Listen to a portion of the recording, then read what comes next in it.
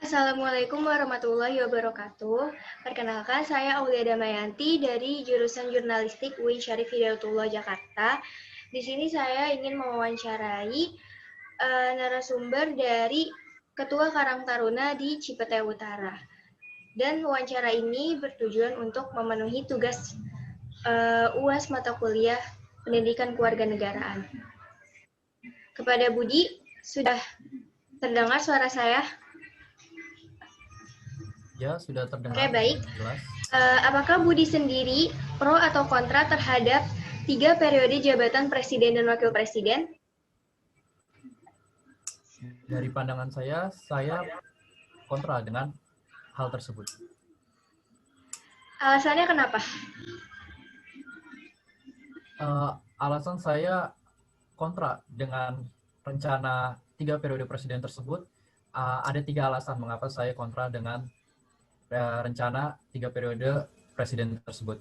Yang pertama, Indonesia sebelumnya pernah merasakan traumatik pada Undang-Undang Dasar 1945 pada naskah aslinya, yang mana di pasal 7 tidak diatur secara jelas mengenai masa jabatan presiden. Dalam pasal 7 tersebut, presiden dan wakil presiden memegang jabatan selama 5 tahun dan sesudahnya dapat dipilih kembali dalam jabatan yang sama.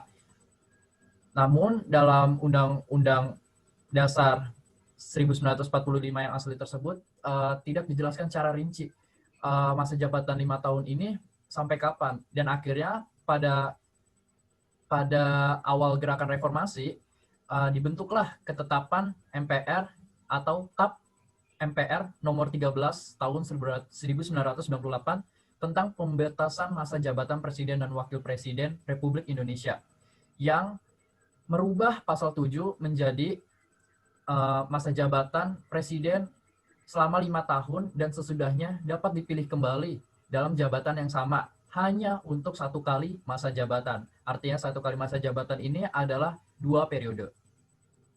Lalu yang kedua, alasan kedua saya adalah Indonesia kan adalah salah satu negara yang demokrasi.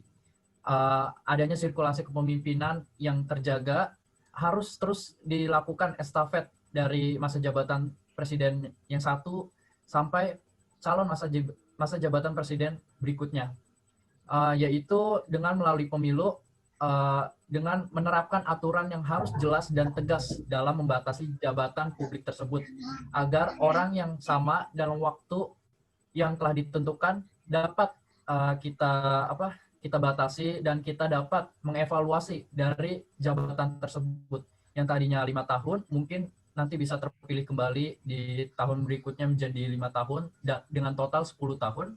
Dari 10 tahun tersebut maka kita dapat mengevaluasi kembali apa saja yang dapat kita kritik dan apa saja yang dapat kita analisis dari masa jabatan 10 tahun. Namun apabila kalau diterapkan masa jabatan 3 periode, maka akan menjadi total 15 tahun. Dan itu akan membutuhkan waktu yang lama dan analisis yang lama dalam menerapkan dan mengevaluasi kembali masa jabatan presiden itu untuk kedepannya seperti apa.